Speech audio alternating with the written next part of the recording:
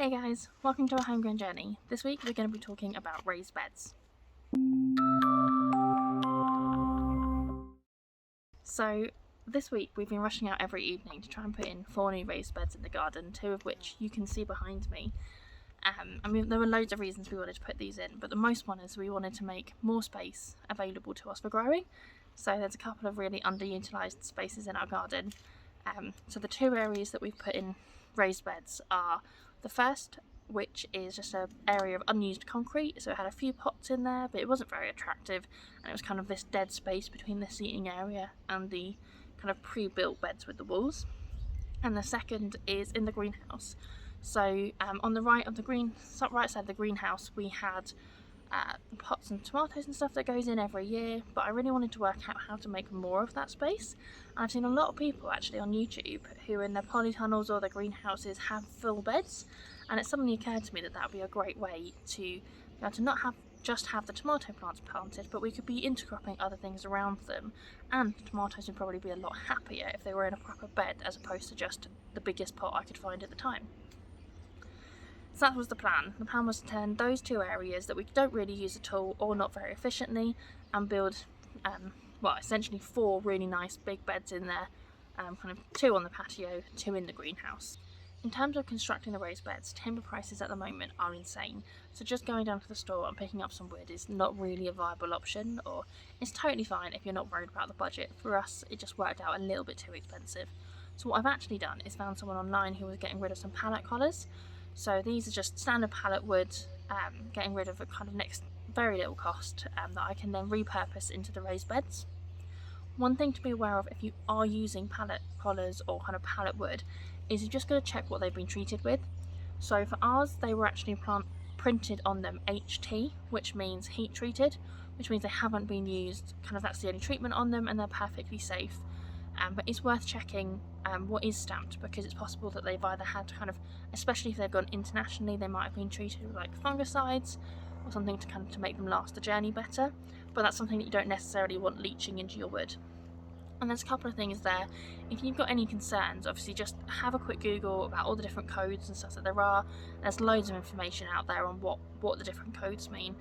And similarly, if you aren't sure, either way, you do have the option of lining the boxes with plastic, because that will just stop anything leaching from the wood into the soil.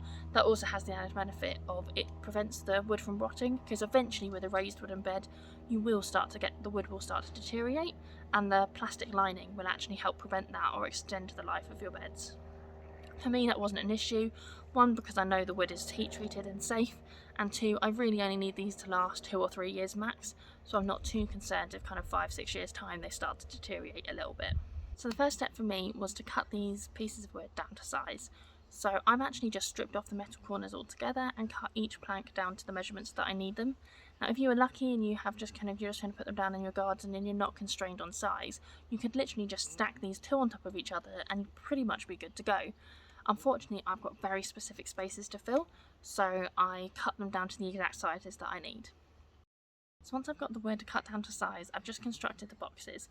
So the way that I've done it is I've got 2 boards high, and in each corner there is a square post that I've used to support and screw the side panels to.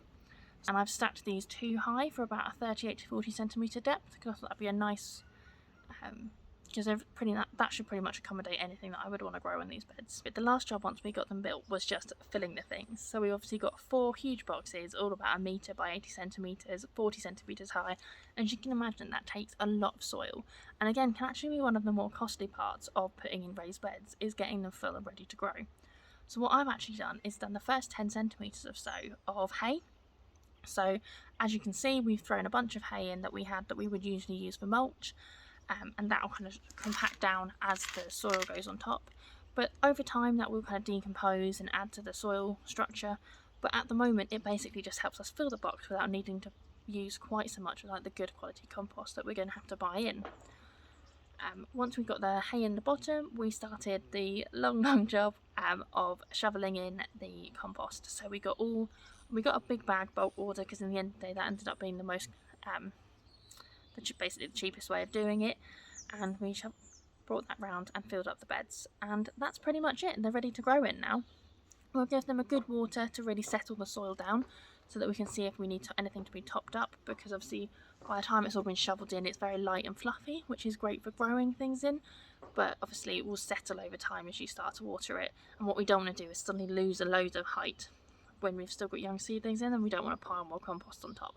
Now that we've got them in is the fun part. Now I get to start growing stuff in them, and I think for sure at least one of the beds behind me is going to be predominantly garlic, with maybe some kind of carrots and stuff grown through them when we get into next year and we can start planting carrots outside again. I still haven't decided what I'm going to use this one behind me for, but I have got a little keen. Basically, as soon as the soil went in, I've got some carrots and some lettuce planted into the greenhouse. I'm going to have a little research and see what else I think I can get away with trying to get a crop in the greenhouse now that I've got loads of space.